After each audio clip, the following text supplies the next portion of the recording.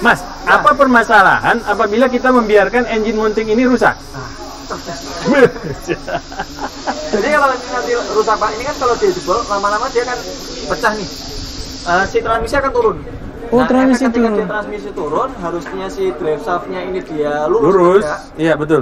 Paling nggak sudutnya itu dari standar ya. Ha. Itu menjadi lebih turun, maka yang kalah seal drive shaft-nya. Seal drive shaft itu seal as roda Pak. Mobil yang siap untuk dilepas, dijual. Siap. Ada Pak, Nissan Grand Livina yang di sini Pak.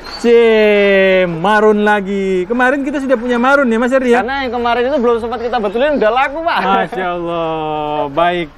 Assalamualaikum Mas Ardi. Waalaikumsalam warahmatullahi wabarakatuh, Pak Taufik dan juga Sobat HP2. Gimana kabarnya Pak? Alhamdulillah Mas Ardi. Ya. Ini kita masih bisa berbagi cerita tentang getar atau kaki-kaki ya? Oh iya, sama seperti konten sebelumnya Pak ya? Iya. Tapi kalau ini beda Pak. Beda. Ini dia kasusnya ketika dia mobil ini angkatan awal, itu dia merasa ada getaran di luar Angkatan getaran awal. kopling ya. Jadi dia getarannya itu sampai ke bodi. Maksudnya angkatan awal bagaimana Mas? Mobil manual otomatis ketika awal jalan, nah itu kan dia kan dari berhenti menjadi bergerak, itu angkatan awal. Nah ketika angkatan awal seperti ini dia mengalami getar bodinya dan timbul suara. Gur seperti itu. Nah ini untuk kasus mobil ini dia mengalami pecah mountingnya Pak. Oh, ini di sini engine di depan, mounting ya berarti ya? Ya, transmisi mounting. Oh, transmisi. Ya sebenarnya apa bedanya Mas? Engine mounting, transmisi mounting sebenarnya sama sih ya, hanya posisinya. Kalau dia di mesin berarti dia engine mounting, tapi kalau dia di transmisi mounting. Tapi kebanyakan bengkel menyebutnya ya engine mounting sama. Biasanya saja kalau kiri lebih ke transmisi atau belakang lebih ke transmisi. Kalau untuk penggerak roda depan berarti ya? Penggerak roda depan. Penggerak roda belakang berarti yang posisi di belakang. Itu untuk yang transmisi. Iya. Jadi di depan kita ini udah ada transmisi nih Pak Taufik nih. Nah ini. Ya. Nah ini di sini ada transmisi, di sini ada dudukannya nih. Mountingnya ini adalah ini Pak Taufik. Di depan kita udah ada 2 mounting. Ini sengaja saya ambil 2 sampel.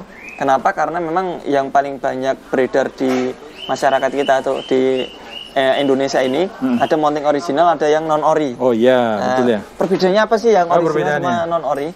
Kalau original dia bahannya ini lebih empuk Pak. Nah Pak Taufik bisa megang. Oh iya. Biar empuk tapi tetap keras kawan. Maksudnya lebih empuk. Jadi dia kondisinya ini seperti kenyal seperti ban. Nah, dia kenyal. Nah ini efeknya kalau dia rusak, itu dia akan pecah. Oh malah pecah ya? Ya pecah. Berbeda dengan yang non ori. Nah, non ori ini seperti ini keras. Nah dia kayak dicor ya? Ya kayak dicor. Keras banget ini bener-bener. Nggak ada ininya. Nah ini dia apabila dia pecah, dia ceplok seperti ini. Nah, ini ceplok seperti ini. Dan efeknya tentu getaran ke ini kabin itu lebih besar ya Pak ya. Dan biasanya kalau yang namanya mounting itu kan dia kan meredam getaran. Nah kalau yang model keras ini dia justru apa ya Pak? Mengkonduksikan getaran. Oh jadi dilanjutkan ya? Dilanjutkan. Jadi harusnya dia kan meredam, malah mengkonduksi. Nah efeknya itu tadi ketika dia angkatan itu getarannya itu berlebih. Tapi kalau yang genuine, dia meskipun jebol seperti ini Pak, ini belum terlalu getar, tapi dia bunyi angkatannya. Gitu. Jadi kalau ini sebenarnya sama-sama menimbulkan getar, tapi kalau yang non original ini getarannya lebih parah lagi dibanding original. Original saja kalau pecah kayak gini getarnya lumayan Pak. Berarti lebih parah lagi? Lebih parah ini lagi. Dan ini menimbulkan bunyi. Jadi bunyinya sampai jeduk-jeduk. Baik, kawan-kawan, Mas Ardi sebelumnya sudah melakukan tes ya. Customer menyampaikan keluhan, Mas Ardi biasanya akan melakukan test drive dulu terhadap kendaraan, apa penyebabnya dan sudah dirasakan seperti yang dikeluhkan oleh customer. Nah, barulah ditemukan masalahnya seperti ini kawan-kawan. Masalahnya seperti ini. Nah ini untuk kasus yang ini akan kita ganti dengan yang original Pak. Original. Berapa sih Mas perbedaan harga yang ori dengan yang KW? Original ini harganya 617.000 untuk Nissan Grand Livina. Sementara yang untuk non original itu 250.000 udah dapat. Jadi mungkin harganya 1:3 Pak. Tapi memang untuk kualitas dan rasa yang didapat tentu jauh lebih nyaman yang original karena ini kita bisa melihat ya, ini kita tekan gini. Iya, kawan, benar. Ini masih empuk loh. Nah, itu. Tangan saya masih bisa nekan. Nah, yang ini nggak bisa. Nggak bisa. Mesti nih, benar. Jadi ini dia, kenapa dia bisa keras gini Pak Taufik? Jadi syarat untuk menjadi engine mounting. Oh iya, syarat untuk menjadi engine mounting. Ada lamarannya Pak. Syarat untuk menjadi engine mounting dia adalah karet lunak dan tahan panas. Oke. Karena dia kondisi ada di dekat dengan mesin. Ya. Sifat umum karet adalah apabila dia terkena panas, dia akan berubah menjadi keras. Seperti plastik ya. Berarti awalnya dulu ini nggak terlalu keras? Nggak terlalu keras. Mungkin di awal dia untuk yang tipe-tipe ini, tipe-tipe yang KW. Iya, KW itu mungkin lunak, tapi nggak selunak original. Oke. Tapi dikarenakan dia juga nggak bisa menahan panas, efeknya dia akan menjadi keras. Sama seperti selang-selang seperti ini Pak Taufik. Oh iya, betul dia fleksibel ya. Iya, iya. Ini besok lama-lama kalau dia terkena panas terus dia akan menjadi keras. Keras, benar. Mungkin teman-teman kalau mobilnya udah usia 20 tahun ya. Itu pasti kan ada selang-selang seperti ini. Yaitu menjadi keras seperti pipa.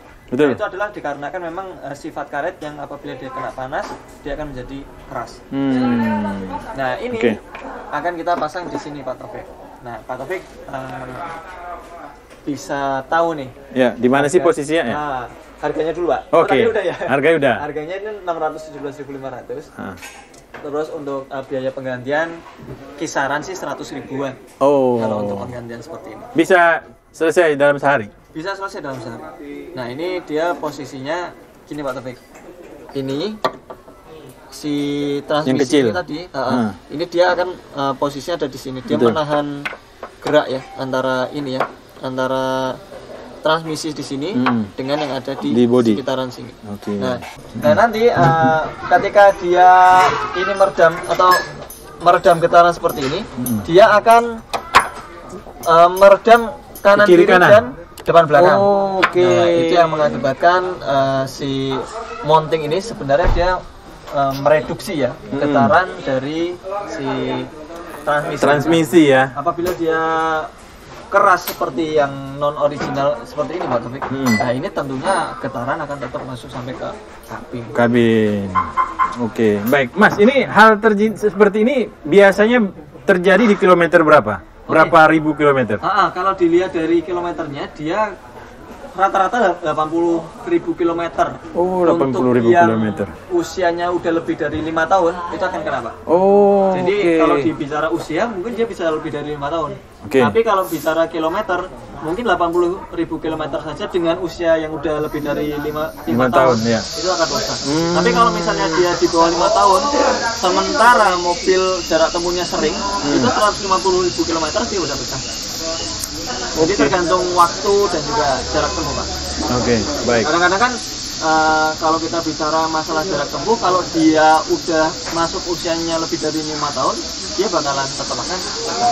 Iya, berarti ini adalah part yang memang akan rusak. Akan rusak. Iya. Mounting itu nggak bisa dihindarin untuk nggak rusak. Tapi paling nggak kalau kita menggunakan original, dia dari awal sampai dengan nanti dia pecahnya, itu getaran akan tereduksi. Nah, ketika dia sudah pecah, baru tuh terasa getaran. Bedanya kalau yang original kan ini ya, ketika getaran itu ada, bunyi itu nggak terlalu besar. Tapi kalau yang non original, getaran ada, bunyinya juga ada. Jadi ketika teman-teman mau mengganti yang non original, maka pastikan dulu bahannya yang dipakai sama tahanan, review lah paling enggak ya reviewnya. Tapi kalau kami sih menyarankan pakai original.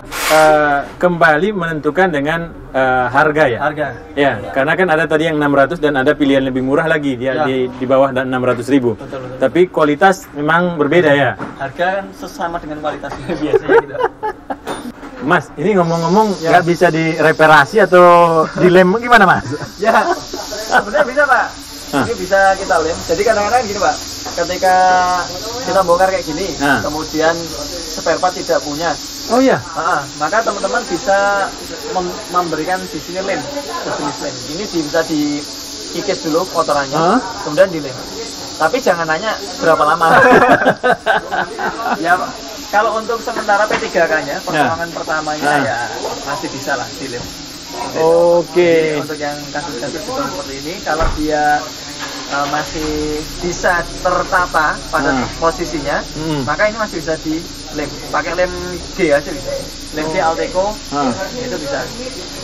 Tapi memang tidak untuk jangka panjang ya, hanya untuk mencari part sementara. Ya, mencari part atau hanya untuk ketika kita dalam kondisi di perjalanan supaya was-was nggak sampai jebol, turun transmisinya, maka kita bisa. Mas, apa permasalahan apabila kita membiarkan engine mounting ini rusak? Jadi kalau nanti rusak Pak, ini kan kalau dia jebol, lama-lama dia kan pecah nih. Si transmisi akan turun. Oh, transmisi ketika turun. dia transmisi turun, harusnya si drive shaft-nya ini dia lurus. Lurus. Iya, betul. Paling nggak sudutnya itu dari standar ya. Itu menjadi lebih turun, maka yang kalah seal drive shaft-nya. Seal drive shaft itu seal as roda, Pak. Nah, itu kan di dalam seal itu kan ada oli ATF. Ketika oli ATF-nya itu dia tadi maksudnya ketika transmisinya itu tadi turun, drive shaft-nya juga tidak pada posisinya, maka ada banyak kerusakan yang dialami. Pertama, oli transmisinya bisa keluar, terus lama-lama oli transmisi habis kalau misalnya nggak dipantau. Oke. Efeknya ya tentu transmisi. Transmisi, betul. Yang kedua, as rodanya bisa oleng. Nah, ketika as rodanya itu oleng, nanti akan terjadi getaran lagi. Misalnya ketika kita jalan akselerasi mobil putar, habis itu hilang. Tapi dulu pernah kayaknya. Iya, pernah saya Mas. Tapi saya nggak tahu di mana rusak awalnya. Ternyata salah satunya adalah ini ya Mas ya? Engine mounting ini ya apa? Dia transmisi. Sehingga dia turun transmisi. Nah, ketika transmisi turun itu kan transmisi menyambung ke as roda. Iya, benar. Nah, ketika as roda kanan kirinya dia tidak center lagi, maka dia bisa mengakibatkan oleng. Jadi ada dua itu. Efek yang lainnya banyak. Bearing roda cepat kena. Kemudian nanti masuk lagi ke area ini ya, pengaruh ke apa namanya? Sporing balancing. Sporing balancing ya. Mas Ardi, ini bukan berarti Mas sedang menakut-nakuti kawan-kawan yang pemilik mobil ya? Enggak. Ya memang kita kalau memiliki mobil yang udah tadi saya sebutkan ya, usianya mungkin sudah di atas 5 tahun lebih, kemudian kilometernya juga ada lebih dari 150.000 km dengan pemakaian yang cepat ya Pak ya, belum sampai 5 tahun tapi sudah 150.000 km, maka bisa mountingnya. Jangan sampai nanti kita nggak peka terhadap ini mobil ya, karena kan semakin sering kita bawa mobil dalam kondisi yang nggak bagus, maka kita kan terbiasa. Nah ternyata itu menjadi fatal kalau engine mountingnya ini tadi atau transmisi mountingnya ini tadi dia pecah. Kalau pecah, anjlok ininya, transmisinya itu bisa mengakibatkan kayak as roda, seal, bearing itu mengalami masalah. Itu kalau engine mounting yang sebelah kanan yang rusak sama saja? Nah kalau sebelah kanan itu akan menjadi semakin lebih ini Pak, getarannya lebih kencang lagi karena antara mesin pengemudi atau stang kemudi itu semakin lebih dekat, maka getarannya akan semakin besar. Makanya lebih besar yang sebelah kanan ya? Lebih besar sebelah kanan. Kalau ini kan tadi kan kasusnya adalah ketika mobil angkatan awal bergetar. Oke. Nah, seperti itu. Ini yang rusak ada di kota. Baik, Mas Ardi, terima kasih banyak. Semoga bermanfaat buat teman-teman. Assalamualaikum warahmatullahi wabarakatuh. Waalaikumsalam warahmatullahi wabarakatuh.